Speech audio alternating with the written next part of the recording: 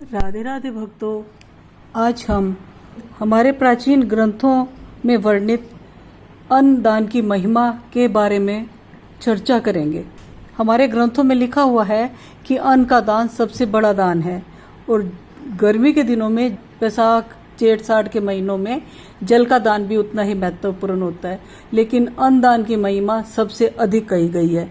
तो आज हम अन्न दान की महिमा के बारे में ही चर्चा करेंगे। एक गरीब लकड़हारे की कथा के रूप में अन्न दान की महिमा की कथा का श्रवण करेंगे। एक गरीब लकड़हारा था जिसका नाम राघव था।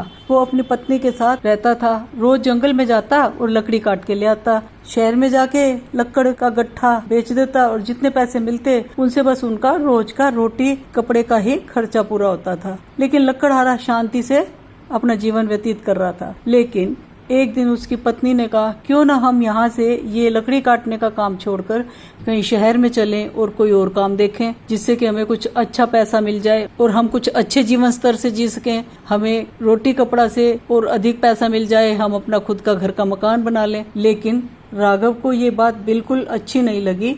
उसने कहा कि मैं अपना ये जो लकड़ी काटने का काम है छोड़कर और कोई काम नहीं करूँगा और मैं ये चर्चा अपने घर में दोबारा से सुनना भी पसंद नहीं करूंगा कि हम ये अपना काम छोड़कर कहीं और चले जाएं, कुछ और काम करने लगे। उसकी पत्नी ने बड़ी शांति से कहा, ठीक है स्वामी, आप जैसा कहेंगे मैं वैसे ही रहूंगी, लेकिन अब आप खाना खा लीजिए। सूरज ऊपर जाता जा रहा है और गर्मी होती जा रही है, तो आप लकड़ियां काटकर और बेचकर जल्दी घर वापस आइए। राघव खाना खाकर लकड़ियां काटने के लिए जंगल की तरफ चला। तो जंगल में आगे आगे तो वो काटता रहता था लकड़ी, तो सूखे सूखे पेड़ काफी खत्म हो चुके थे, इसलिए वो थोड़ा और आगे की तरफ बढ़ा।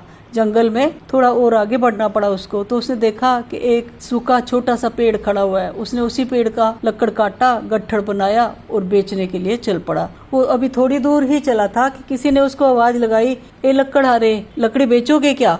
राघव कहने लगा, हाँ लकड़ी तो मुझे बेचनी ही है। आपको सारा गट्ठा चाहिए या आधा चाहिए? अगर आप सारा गट्ठा लेंगे तो मैं लकड़ी का दाम कम लगा दूंगा। लेकिन वो एक ब्राह्मण देवता थे और बोले कि लकड़ तो मुझे चाहिए है और मैं अपना ही जो दाम दूंगा वही दाम दूंगा।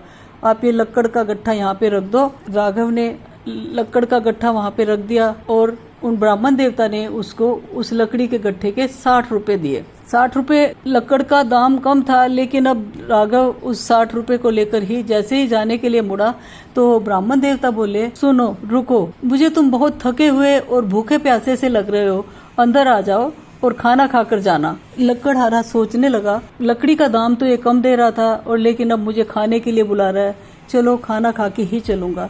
राघव अंदर गया। ब्राह्मण देवता ने राघव को बड़े अच्छे से खाना खिलाया और खाना खा के राघव तृप्त होके वहां से चलने लगा और सोचने लगा कि ये ब्राह्मण देवता कैसा है, इन्होंने जो अपने लिए खाना डाल रखा था वही खाना मुझे खिला दिया। एक दिन मैं अपनी पत्नी को भी इनसे मिलाने के लिए जरूर लेकर आऊंगा। ये सोचता हुआ वो अपने घर को चला गया। उधर ब्राह्मण देवता ने अपना खाना ही राघव को दिया था, तो उस रोज ब्राह्मण देवता ने कुछ नहीं खाया। अक्सर ब्राह्मण देवता कोई भी भूखा प्यासा दिख जाता तो उसे अपना खाना भी देकर उसका पेट भरते थे। इसी तरह उनकी जिंदगी व्यतीत हो रही थी। अगले दिन फिर राघव लकड़ियां काटने के लिए जंगल में गया। आज उसे अभी रोज वाले जंगल से और आगे जाना था, क्योंकि जंगल के आरंभ में जो सूखे पेड़ थे वो खत्म होते जा रहे थे।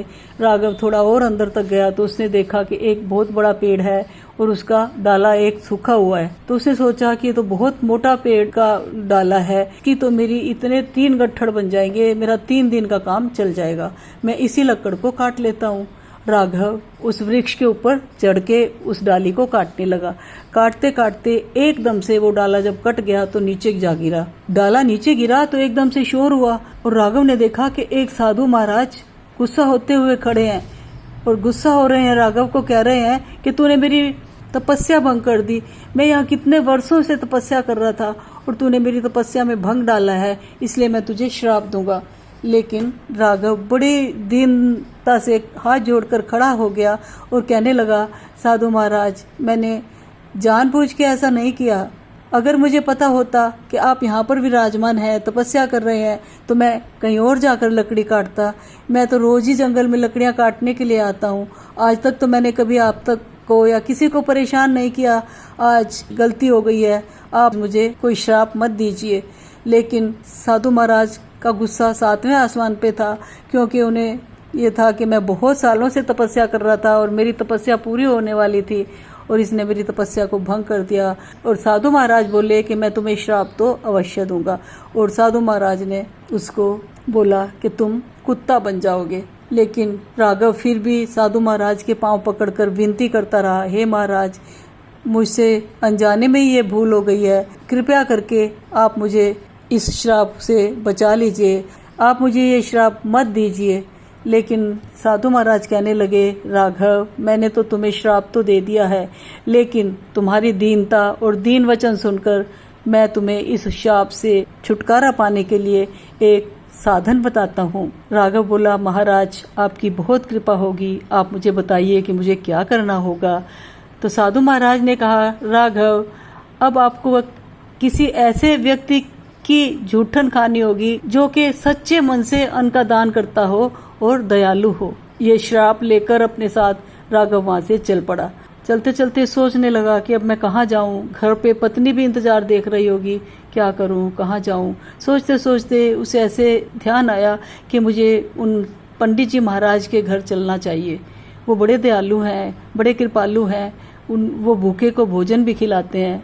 राघव उन पंडित जी महाराज के घर के बाहर जाकर बैठ गया और इंतजार करने लगा कि कब पंडित जी महाराज खाना खाएंगे और वो अपना बचा हुआ खाना बाहर पत्तल फेंकेंगे। जैसे ही उन पंडित जी महाराज ने अपना खाना खत्म किया, उनकी पत्नी वो पत्तल उठाकर बाहर फेंक गई और राघव ने तुरंत वो खाना खा लिया। पत्तल पे जितना भी भोजन लगा था सारा उसने खा लिया और एकदम से उसका शरीर आधा सफेद हो गया। पहले वह एक काले रंग का कुत्ता था, अब उसका आधा श्राप मिट गया था। उधर वो ब्राह्मण बड़े तृप्त मन से कह रहा था कि आज मैंने सब लोगों को खाना खिलाने के बाद पेट भर के भोजन किया है, मैं भी आज तृप्त हो गया हूँ।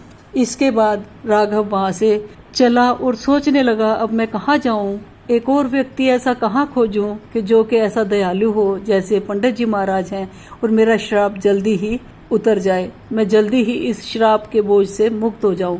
चलते चलते उसने क्या देखा, एक खेत में एक सोहन नाम का व्यक्ति हल चला रहा है। तो राघव को लगा कि ये व्यक्ति तो बड़ा मेहनती है, खेत में हल चला रहा है, ये जब घर जाएगा तो मैं इसके घर जाकर इसका बचा हुआ झूठन खा लूंगा तो मुझे श्राप से मुक्ति मिल जाएगी। राघव वहीं बैठकर इंतजार करने लगा। जैसे जैसे राघव अपना काम खत्म करके घर की तरफ चला, राघव भी कुत्ते के रूप में उसके पीछे पीछे चला गया और उसके घर के बाहर जाकर बैठ गया। सोहन घर जाकर खाना खाने लगा। जैसे ही सोहन ने अपना खाना खत्म किया, सोहन की पत्नी ने वो झूठी पत्तल बाहर फेंक दी और राघव ने झटपट से वो झूठी पत्तल का सारा खाना खा लिया। लेकिन ये क्या, राघव तो बड़ा हैरान हो गया कि उसका रंग अभी भी नहीं बदला था और वह मनुष्य भी नहीं बना था। इसका मतलब राघव दयालु नहीं है, अच्छे से दान नहीं करता है, अन्न का दान नहीं करता है और ये ज़्यादा दयालु भी नहीं है, तभी तो मुझे श्राप से मुक्ति नहीं मिली। अब वो सोचने लगा कि मैं क्या करूं, कहाँ जाऊं। ऐसा सोचते सोचते वो जाकर दोबारा से उन्हीं ब्राह्मण देवता के घर के आगे बैठ गया। वहाँ बैठा था तो उसके ब्राह्मण देवता के घर के आगे से दो व्यक्ति गुजर रहे थे और वो आपस में बातें कर रहे थे। एक व्यक्ति उनमें से बोला, आज सोहन गाय भी दान की है, वो तो ऐसे ही जरूरतमंद लोगों को समय समय पर गाय दान करता रहता है, उसको तो हमें बहुत दुआएं देनी चाहिए। लेकिन जो दूसरा व्यक्ति था वो कहने लगा कि नहीं, इसको तो दुआएं नहीं, श्राप देना चाहिए, क्योंकि सोहन जो चीज उसको जरूरत होती है वो कभी दान में नहीं देता। एक हमारे राजा को देखो, एक हफ्ते से लोगों के लिए खाना का प्रबंध कर रखा है, सब लोगों को अपने हाथ से खाना परोसते हैं राजा और उसके बाद स्वयं भी वहीं बैठकर खाना खाते हैं। और आज अन्नदान के आखिरी दिन तो राजा वस्त्र दान भी करने वाले हैं। राघव ने सोचा तो क्यों ना मैं राजा के पास ही चलूं, और इससे अच्छा मौका मुझे कहाँ मिलेगा, राजा से बड़ा दानी मुझे और कहाँ मिलेगा। राघव वहाँ से राजा के नगरी में गया और वहाँ जाके बैठ गया। राजा सब प्रजा को वहाँ बुलाकर अपने हाथ से परोसकर खाना खिला रहे थे, सबको खाना खिला दिया। उसके बाद राजा भी वहीं पंडाल में बैठकर खाना खाने लगे। इतना बड़ा राजा होकर भी राजा महलों में ना खाना खाकर प्रजा के साथ ही खाना खा रहे थे। राघव राजा से बहुत प्रभावित हो गया, आज तो मुझे श्राप से मुक्ति मिल ही जाएगी। जैसे ही राजा ने खाना खत्म किया, राजा के सेवकों ने राजा की जूठी पत्तल उठाई और बाहर फेंक दी। राघव तो ये देख ही रहा था कब राजा खाना खा के चुके और मैं कब उस पत्तल की जूठन खाऊं और श्राप से मुक्त हो जाऊं। लेकिन ये क्या, जैसे ही राघव खाना खाया उसके ऊपर खाने से कुछ असर नहीं हुआ, ना वो कुत्ते से आदमी हुआ और ना ही उसका आधा रंग बदला। राघव बड़ा परेशान हो गया, सोचने लगा अब क्या करूं, कहाँ जाऊं। सोचते सोचते उसे उन्हीं साधु महाराज की याद आई, तो वो अपने प्रश्नों के उत्तर जानने के लिए साधु महाराज के पास चला और वहां उसको आया देखकर और उदास देखकर साधु महाराज बोले, क्या हुआ, क्या तुम्हें अभी तक एक ही दयालु अन्नदाता मिला है, दूसरा कोई नहीं मिला, क्योंकि तुम्हारा श्राप अभी भी उतरा नहीं है। राघव कहने लगा, महाराज लेकिन मेरा श्राप आने से दूर नहीं हुआ, इसी तरह से राजा का जूठा भी मैंने खाया तब भी मेरा श्राप नहीं उतरा। इसके बाद साधु महाराज राघव को समझाते हुए कहने लगे, राघव हमें मनुष्य के सिर्फ कर्मों को नहीं देखना होता, उसके कर्मों के पीछे पीछे उसके मन में क्या है हमें ये सब देखना होता है, क्योंकि हमें दान देने वाले के मन की गति को भी जानना चाहिए। कभी भी अच्छी चीज का दान नहीं करता है, जो चीज उसे नहीं चाहिए होती है वह उसी चीज का दान करता है। इसी से का दान अच्छा दान नहीं है, वो दयालु अन्नदाता नहीं है। इसी प्रकार राजा भी प्रजा से राजस्व लेकर उन्हीं का धन उन्हीं के ऊपर खर्च कर रहा है। राजा के खजाने में प्रजा राजस्व के रूप में धन देती है और राजा उसी धन को अपनी प्रजा के ऊपर खर्च करता है। चाहे राजा कुएं, तालाब, बावड़ी, रहने के लिए अच्छी अच्छी धर्मशालाएं, सड़कों के किनारे हरे वृक्ष लगवाए, प्याऊ लगवाए, लेकिन राजा भी ये सब अपनी जनता के पैसे से ही करता है। इसमें राजा का कमाया हुआ कुछ नहीं होता। अपनी प्रजा का पालन करना राजा का कर्तव्य होता है। राजा एक कर्तव्य पूरा कर रहा है। खाना खिलाने में राजा की दयालुता इसमें नहीं है। तो इसलिए तुम्हें अभी कोई और व्यक्ति देखना होगा जो कि अच्छा दान करता हो, सच्चे मन से दान करता हो, तभी तुम्हारा श्राप दूर होगा। वहां से ये बात सुनकर राघव चल पड़ा आगे चलते चलते उसने क्या देखा कि एक किसान पानी का घड़ा भर के अपने सिर के ऊपर रख के जा रहा था। चलते चलते जब वो वृद्ध आदमी थक गया तो वो एक छायादार वृक्ष के नीचे बैठा और उसने अपनी खाने की पोटली खोल ली। उस वृद्ध आदमी ने देखा कि सामने एक कुत्ता खड़ा है, तो उस वृद्ध आदमी ने अपनी पोटली में से एक रोटी निकालकर उस कुत्ते को खिला दी। वो कुत्ता और कोई नहीं, राघव ही था। जैसे ही राघव ने वो रोटी खाई उसका श्राप उतर गया और वो वहीं पे अपने स्वरूप में आ गया। राघव बड़ा खुश हुआ और उसने उस बूढ़े आदमी को बहुत धन्यवाद दिया और बहुत दुआएं दी और अपने घर की तरफ चला और अपनी पत्नी के पास जाकर उसने अपना सारी वृतांत, सारी कहानी सुनाई। उसके बाद वो बड़े आराम से दोनों अपना जीवन व्यतीत करने लगे। उधर जो वो ब्राह्मण था उसके घर में सारा धन खत्म हो गया, यहाँ तक कि उन दोनों को खाने के लिए भी कुछ नहीं था। तो उसकी पत्नी ने कहा कि यहाँ का राजा बड़ा दानी है, आप जाइए अपना थोड़ा सा पुण्य बेचकर कुछ पैसे ले आइए। लेकिन ब्राह्मण देवता बोले कि नहीं, मैं अपना पुण्य नहीं बेचूंगा। लेकिन पत्नी के बार बार कहने पर कि हम भूखों मर रहे हैं, हमारे घर कोई अतिथि आ जाएगा तो हमें उसे भूखा भेजना पड़ेगा, आप थोड़ा सा अपना पुण्य बेचकर कुछ पैसे ले आइए। आखिर में वो ब्राह्मण देवता मान गए अपनी पत्नी की बात और चल पड़े। उनकी पत्नी ने ब्राह्मण देवता को 4 रोटी बनाकर दी कि रास्ते में जहाँ भूख लगे तो आप ये खा लेना। ब्राह्मण चलता गया। काफ़ी दूर चलने के बाद उसने देखा कि एक तालाब है और उसके पास बड़े बड़े वृक्ष खड़े हैं, ठंडी ठंडी हवा चल रही है। तो वो हाथ पांव धो के वहाँ पे खाना खाने के लिए बैठा। जैसे ही उसने अपने खाने की पोटली खोली तो उसने क्या देखा, सामने एक कुतिया खड़ी है। अपनी पोटली में से एक रोटी कुतिया को दे दी। कुतिया ने एक रोटी खा ली। उसके बाद ब्राह्मण ने कुतिया को दूसरी रोटी दी, तीसरी दी और चौथी दी। कुतिया ने सारी रोटी खा ली और वो तृप्त होकर वहाँ से चली। वास्तव में उस कुतिया ने वही जंगल में पास में बच्चे दिए थे और वो अपने बच्चों को छोड़ के दूर नहीं जा सकती थी। बारिश भी आ रही थी तो कैसे जाती बच्चों को छोड़कर। तो जो ब्राह्मण ने उसको खाना दिया उससे वो तृप्त हो गई और अपने बच्चों के पास चली गई। और उधर वो ब्राह्मण पानी पीकर और आगे अपने सफ़र पर चल पड़ा। राजा के पास पहुंचकर ब्राह्मण देवता बोले कि महाराज मैं अपना पुण्य बेचने के लिए आया हूँ। तो राजा ने कहा पंडित जी महाराज आप दोपहर के बाद आइएगा। दोपहर बाद राजा ने उस ब्राह्मण से कहा कि आप अपना कौन सा पुण्य बेचोगे। तो ब्राह्मण ने पलट के जवाब दिया राजा को कि आप कौन सा पुण्य खरीदना चाहेंगे।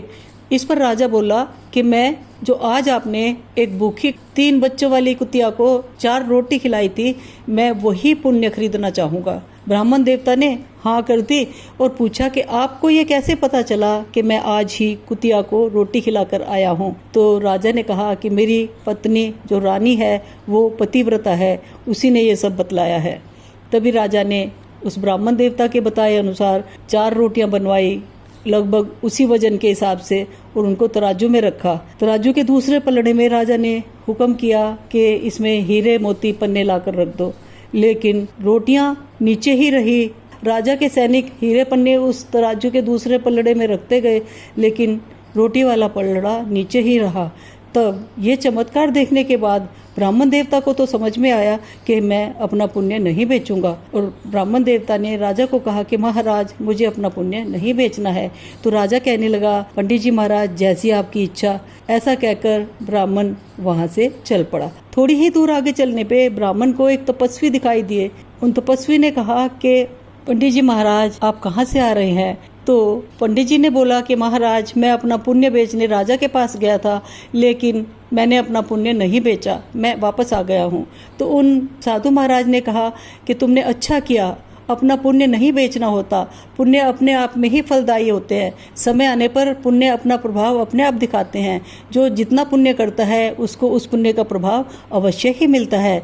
बहुत अच्छा किया आपने। ये सुनकर पंडित जी महाराज आगे चलने लगे तो उस साधु महाराज ने ब्राह्मण देवता को रोककर बोला कि आप ये एक पोटली ले जाइए, इसमें थोड़े से मेवा हैं, रात को खाना खाने के बाद खा लेना, आपका कल्याण होगा।